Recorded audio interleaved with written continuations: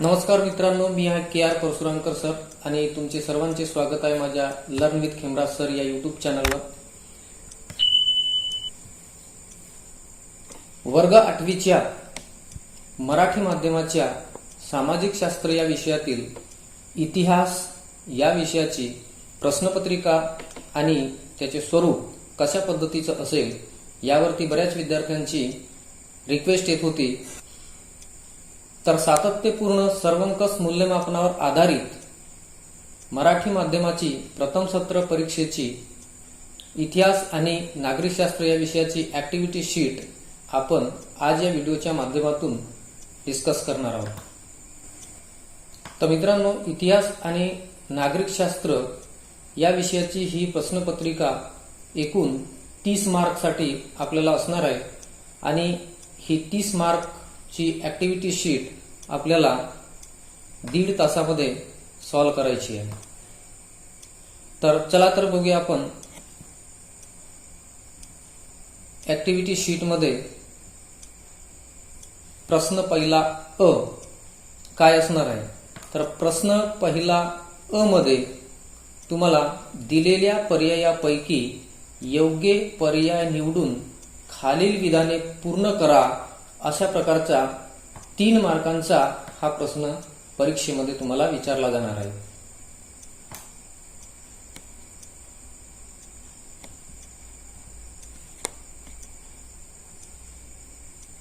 तर बघा, यामध्ये क्रमांक 1 मध्ये या ठिकाणी तुमच्या अभ्यासक्रमातील पाठावर आधारित या ठिकाणी रिकाम्या जागा किंवा विधाने पूर्ण करा असा हा जो प्रश्न आहे।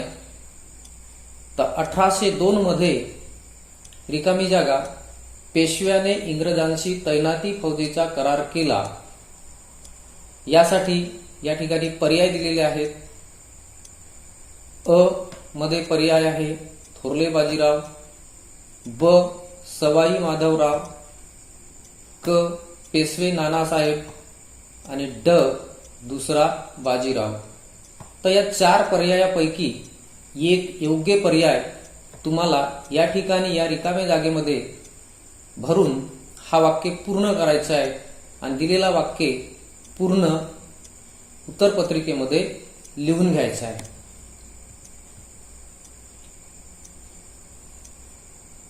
स्क्रीनशॉट काढून घेऊ शकता।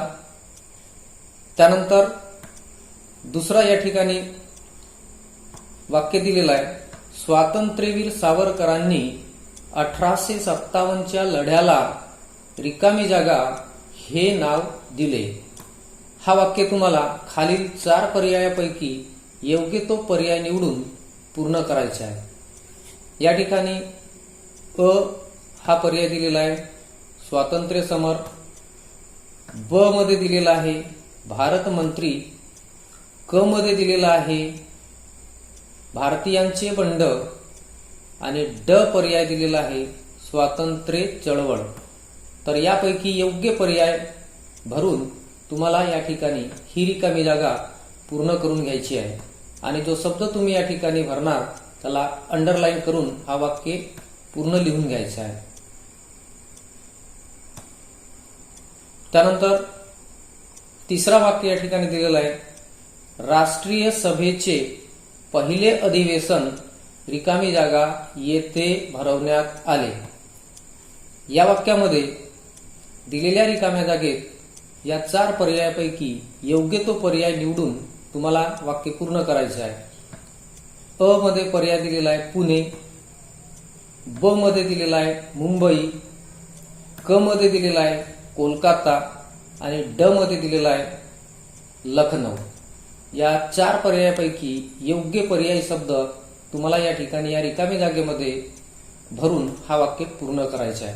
तर अशा प्रकारे आपण या ठिकाणी हा जो पहिला अ हा जो प्रश्न दिलेला आहे विधाने पूर्ण करा, तो 3 मार्कसाठी हे 3ही वाक्य आपण पूर्ण करणार आहोत।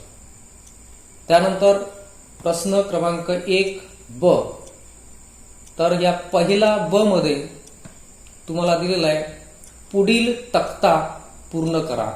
या ठिकाणी तुम्हाला एक तक्ता दिसतोय, या तक्त्यामध्ये सुटलेल्या जागा आहेत तिथे योग्य शब्द तुम्हाला भरायचे आहे. हा प्रश्न तुम्हाला 2 मार्कसाठी परीक्षेमध्ये विचारलेला आहे. बघा, पहिल्या कॉलम मध्ये तुम्हाला दिसत आहे समाज सुधारकांचे नाव. दुसऱ्या कॉलम मध्ये तुम्हाला दिसत आहे संस्था, म्हणजे कोणत्या समाज सुधारकांनी कोणती संस्था स्थापन केली ते तुम्हाला लिहायचं आहे. त्यानंतर त्या समाज सुधारकांनी कोणते वृत्तपत्र किंवा कोणते पुस्तक छापलं किंवा लिहिलं ते तुम्हाला या ठिकाणी लिहायचं आहे. आणि पुढच्या कॉलममध्ये संस्थेची कार्ये, म्हणजे ज्या समाज सुधारकांनी ही संस्था स्थापन केली त्या संस्थेचे काय कार्य होते किंवा त्या संस्थेने कोणते कार्य केले किंवा त्या संस्थेच्या माध्यमातून त्या समाज सुधारकांनी कोणते कार्य केले, महत्वपूर्ण कार्य, ते तुम्हाला एका वाक्यात त्या ठिकाणी लिहायचं आहे. तर बघा, या ठिकाणी पहिलं समाज सुधारकाचं नाव इथं दिलेलं आहे राजा राममोहन राय. या समाज सुधारकांनी कोणत्या, म्हणजेच राजा राममोहन राय यांनी कोणत्या संस्थेची स्थापना केली त्याचं नाव तुम्हाला या ठिकाणी लिहायचं आहे. त्यानंतर आता इथं दिलेलं आहे की राजा राममोहन राय यांनी जी संस्था स्थापन केली त्या संस्थेच्या माध्यमातून त्यांनी जे वृत्तपत्र किंवा पुस्तक चालविलं त्याचं नाव होतं संवाद कौमुदी. ऑलरेडी इथं दिलेलं आहे. आता या ठिकाणी या संस्थेच्या माध्यमातून त्यांनी किंवा या वृत्तपत्राच्या माध्यमातून या संस्थेनं काय कार्य केले, कोणती मोलाची कामगिरी सामाजिक सुधारणा करण्यामध्ये केली ते तुम्हाला या ठिकाणी लिहायचं आहे. त्यानंतर नंबर 2 मध्ये इथं तुम्हाला त्या समाज सुधारकाचं नाव लिहायचं आहे ज्या समाज सुधारकांनी आर्य समाज या संस्थेची स्थापना केली आणि त्या माध्यमातून त्यांनी सत्यार्थ हे वृत्तपत्र चालविले. आणि या आर्य समाज या संस्थेने कोणते महत्वपूर्ण किंवा मोलाची कामगिरी किंवा कार्य केले ते या ठिकाणी एका वाक्यात तुम्हाला लिहायचं आहे. तर विद्यार्थी मित्रांनो, हा जो तक्ता या ठिकाणी दिलेला आहे हा जसाच्या तसा तुम्हाला उत्तरपत्रिकेमध्ये काढून यामध्ये सुटलेल्या जागा ज्या आहेत त्या योग्य शब्दांनी, योग्य पर्यायांनी तुम्हाला भरायचे आहेत. हा प्रश्न तुम्हाला 2 मार्कसाठी आहे. तुम्ही स्क्रीनशॉट काढून घेऊ शकता.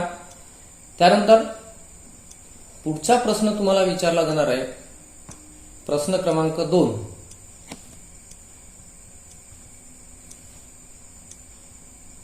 प्रश्न क्रमांक 2 मध्ये तुम्हाला पुढील विधाने सकारण स्पष्ट करा असा प्रश्न असणार आहे. तर दिलेलं विधान जे आहे ते तुम्हाला कारणासह स्पष्ट करायचे आहे. म्हणजे तुम्हाला त्या विधानाची कारण सुद्धा देऊन ते विधान स्पष्ट करायचे आहे. तर ह्यामध्ये तुम्हाला 3 प्रश्न दिलेले आहे किंवा 3 वाक्य दिलेली आहे. या 3 पैकी कोणतेही 2 विधान तुम्हाला स्पष्ट करायचे आहे. आणि हा प्रश्न आपल्याला 4 गुणांसाठी या ठिकाणी दिलेला आहे. म्हणजे प्रत्येकी 2 गुण या प्रश्नावरती असणार आहे. तर पहिलं विधान या ठिकाणी दिलेलं आहे बघा, भारतातील शेतकरी कर्जबाजारी झाले. हे जे विधान आहे हे विधान तुम्हाला सकारण स्पष्ट करायचे आहे. भारतातील शेतकरी कर्जबाजारी झाले हे बरोबर आहे, परंतु ते कसे कर्जबाजारी झाले, त्याला काय कारणीभूत परिस्थिती निर्माण झाली ते तुम्हाला सकारण या ठिकाणी स्पष्ट करायचं आहे. 4 ते 5 वाक्यामध्ये, म्हणजे 25 ते 30 शब्दामध्ये या प्रश्नाची उत्तर तुम्हाला लिहायची आहे. यात कमीत कमी 3 ते 4 पॉइंट्स, जवळपास 4 पॉइंट्स या ठिकाणी अपेक्षित आहेत. 4 पॉइंटवरती तुम्हाला 2 गुण दिले जातील. त्यानंतर दुसरं या ठिकाणी विधान आलेलं आहे, भारतीय राष्ट्रीय सभेत 2 गट तयार झाले. हे विधान तुम्हाला सकारण स्पष्ट करायचं आहे की कुठल्या कारणामुळे भारतीय राष्ट्रीय सभेमध्ये फूट पडली आणि 2 गट तयार झाले किंवा 2 गटात राष्ट्रीय सभेची विभागणी झाली, ते तुम्हाला सकारण स्पष्ट करायचं आहे। यामध्ये सुद्धा ऍटलिस्ट तुम्हाला 4 मुद्दे या ठिकाणी लिहायचे आहेत आणि त्यावरती तुम्हाला 2 गुण असणार आहे। किंवा तुम्ही तिसरे विधान तुम्ही लिहू शकता। या 3 पैकी कोणतेही 2 तुम्हाला लिहायचे आहे। तर तिसरं विधान या ठिकाणी दिलेलं आहे, इंग्रजांविरुद्ध पाईकांनी सशस्त्र उठाव केला।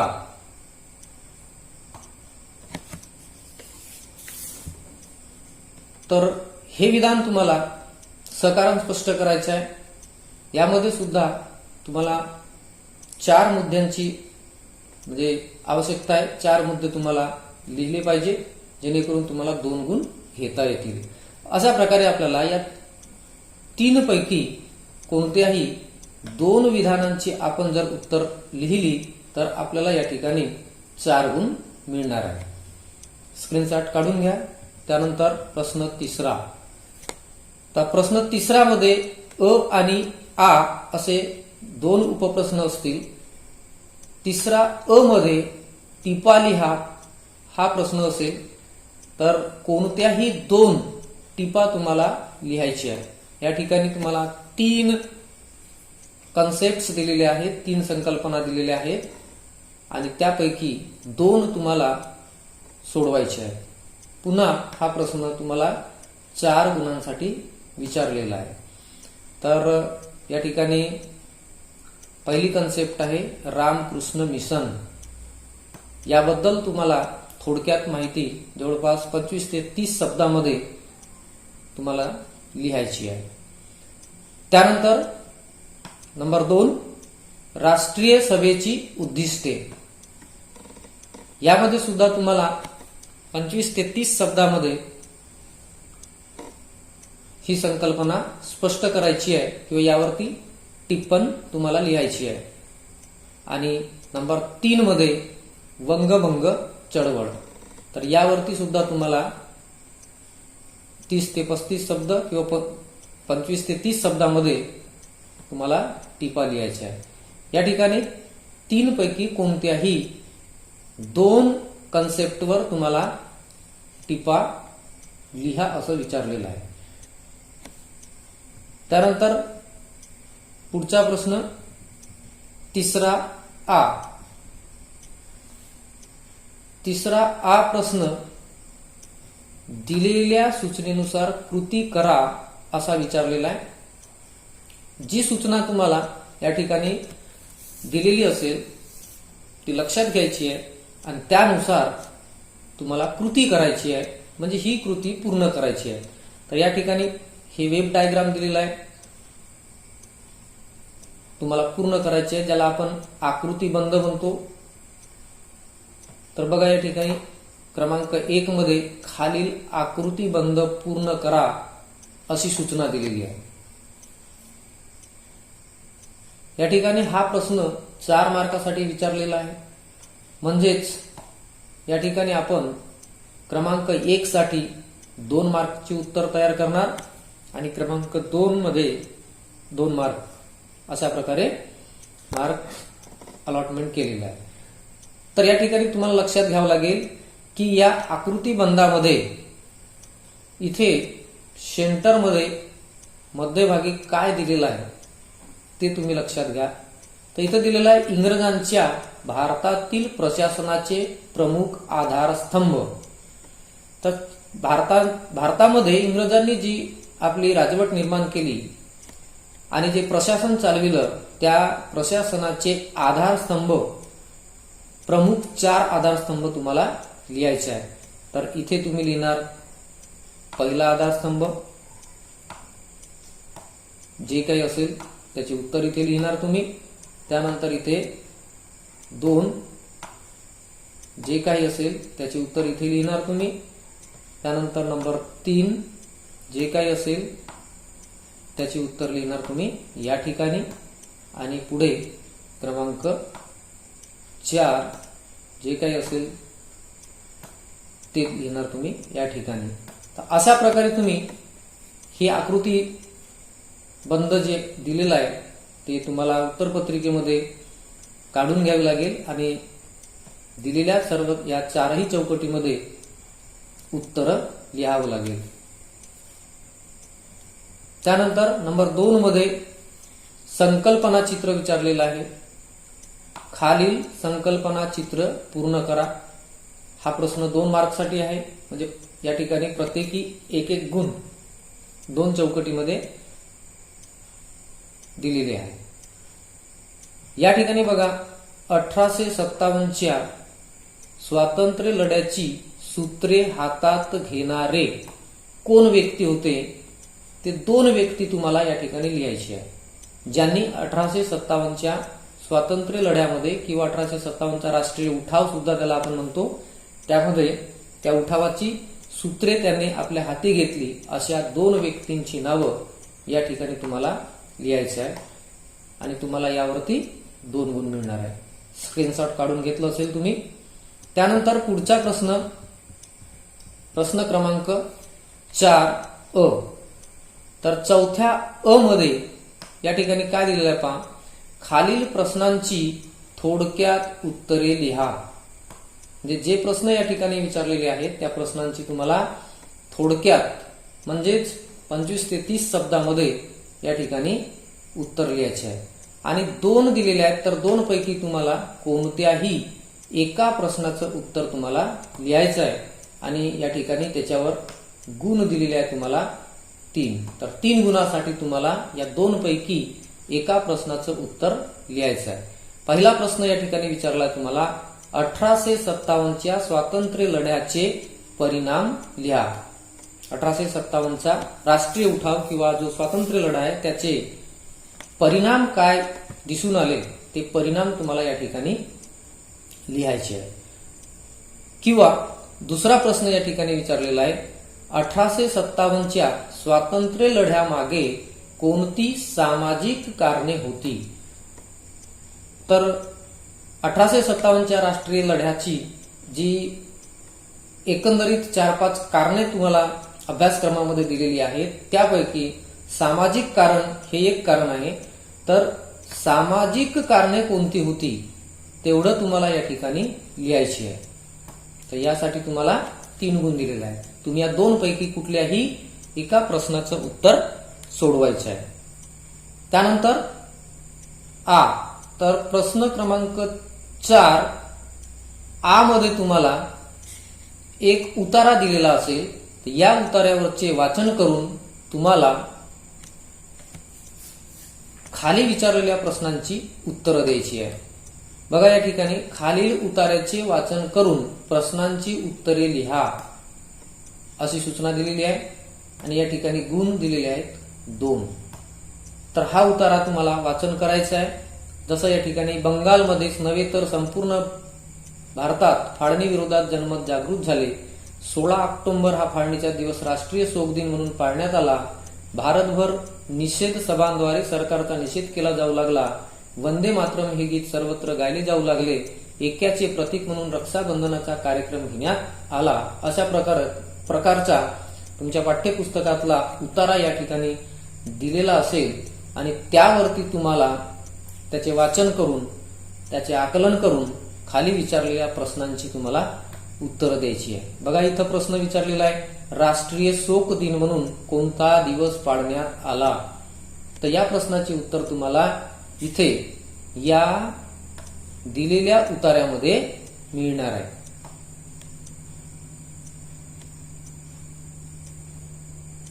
इथं दिलेलं आहे 16 ऑक्टोबर हा पाळणीचा दिवस राष्ट्रीय शोक दिन म्हणून पाळण्यात आला. ही तो उत्तर आहे. त्यानंतर दुसरा प्रश्न अशा प्रकारे तुम्हाला ते उत्तर शोधायचे. दुसरा प्रश्न या ठिकाणी विचारलेला आहे कोणते गीत सर्वत्र गायले जाऊ लागले. तर बघा या प्रश्नाचे उत्तर या ठिकाणी मिळत आहे तुम्हाला वंदे मातरम हे गीत सर्वत्र गायले जाऊ लागले. तर अगदी सोपा प्रश्न असतो हा विद्यार्थी मित्रांनो आणि या प्रश्नामध्ये तुम्ही पैकीच्या पैकी म्हणजे 2 पैकी 2 गुण या ठिकाणी निश्चितच तुम्ही घेऊ शकता. तर यासाठी तुम्हाला त्या उतार्याचे वाचन करून त्याचे आकलन करून घेणं आवश्यक आहे. तर इथपर्यंत आपण इतिहास या विषयातील प्रश्न पाहिले. त्यानंतर तुमच्या पाठ्यपुस्तकामध्ये दुसरा भाग जो आहे तो आहे नागरिकशास्त्र.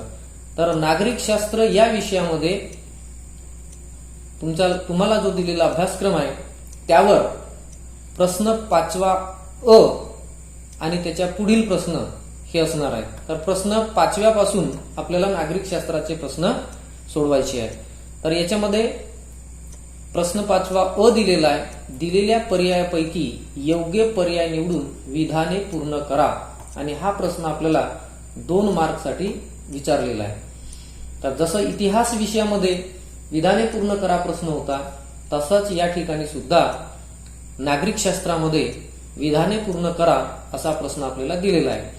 तर बघा, क्रमांक 1 मध्ये भारताचे रिकामी जागा हे राज्यसभेचे पदसिद्ध सभापती असतात. हा वाक्य तुम्हाला या 3 पर्यायापैकी योग्य पर्याय या रिकाम्या जागेमध्ये भरून हा वाक्य पूर्ण करायचा आहे. आणि जो शब्द तुम्ही इथे भरणार त्याच्या खाली तुम्हाला असं अंडरलाईन करायचं आहे आणि वाक्य पूर्ण लिहायचं आहे. पहिला ऑप्शन या ठिकाणी दिलेला आहे, पर्याय दिलेला आहे राष्ट्रपती, दुसरा दिलेला आहे प्रधानमंत्री आणि तिसरा पर्याय दिलेला आहे उपराष्ट्रपती. तर या तिघापैकी कुठला एक योग्य पर्याय आहे तो या रिकाम्या जागेमध्ये तुम्हाला लिहायचा आहे. त्यानंतर दुसरा वाक्य या ठिकाणी दिलेला आहे, संसदीय शासन पद्धती रिकामी जागा येथे विकसित झाली. हा वाक्य तुम्हाला खालील 3 पर्यायापैकी एक योग्य पर्याय या रिकाम्या जागेमध्ये भरून हा वाक्य तुम्हाला पूर्ण करायचा आहे. शब्दाला अंडरलाईन अशा प्रकारे करायचे आहे. आणि एक गोष्ट लक्षात ठेवा की पूर्ण वाक्य लिहिणं तुम्हाला अपेक्षित आहे. फक्त तुम्ही याचा जे पर्याय आहे तेवढंच लिहून ठेवणं हे योग्य नाही. तर पहिला पर्याय या ठिकाणी दिलेला आहे इंग्लंड, दुसरा पर्याय दिलेला आहे फ्रान्स आणि तिसरा पर्याय दिलेला आहे अमेरिका. या 3 पर्यायापैकी कुठला योग्य पर्याय आहे तो तुम्हाला या ठिकाणी भरायचा आहे आणि हे वाक्य पूर्ण लिहून घ्यायचं आहे. त्यानंतर प्रश्न 5वा आ यामध्ये संकल्पना चित्र पूर्ण करा असा प्रश्न विचारलेला आहे. आत्ताच आपण इतिहास विषयामध्ये सुद्धा संकल्पना चित्र पाहिलं होतं, त्याप्रमाणे इथे सुद्धा 2 मार्कसाठी या ठिकाणी संकल्पना चित्र आपल्याला दिलेलं आहे. तर इथं पाहता तुम्ही की शासन पद्धतीचे प्रकार, इथे 1 आणि इथे दुसरा अशा 2 शासन पद्धतींचे प्रकार तुम्हाला लिहायचे आहे. त्यानंतर प्रश्न 6वा अ. प्रश्न 6वा अ मध्ये विचारलेला आहे, पुढील संकल्पना तुमच्या शब्दात स्पष्ट करा. कोणतेही एक. 2 संकल्पना दिलेल्या आहेत. या 2 संकल्पनांपैकी कुठलीही एक संकल्पना तुम्हाला तुमच्या शब्दात, म्हणजे ज्याला आपण पर्सनल रिस्पॉन्स म्हणून, आपल्याला स्पष्ट करायची आहे. कोणतीही एक. आणि त्यावरती गुण आपल्याला दिलाय 2. तर जसं इथं दिलेलं आहे कायद्यांची निर्मिती आणि दुसरं दिलेलं आहे संसदीय शासन पद्धती. तर यापैकी कुठलीही एक संकल्पना तुम्हाला तुमच्या शब्दात व्यक्त करायची आहे किंवा स्पष्ट करायची आहे. आता तुमच्या शब्दात स्पष्ट करा म्हणजे काय, तर तुम्ही तुमच्या पाठ्यक्रमात, पाठ्यपुस्तकात धड्यामध्ये जी माहिती वाचलेली आहे त्या माहितीच्या आधारे तुम्हाला तुमच्या शब्दात ही संकल्पना स्पष्ट करायची आहे.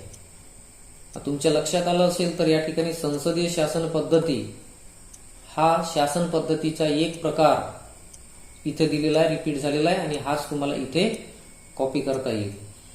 बघा, प्रश्नपत्रिका नीट काळजीपूर्वक वाचावं, जेणेकरून कधी कधी आपल्याला आधीच्या प्रश्नातील उत्तरं समोरच्या पुढच्या प्रश्नामध्ये आलेली असतात आणि ती उत्तरं आपल्याला समजता आली पाहिजे, म्हणजे आपल्याला प्रश्नपत्रिका सोडवणं सोपं जात असते.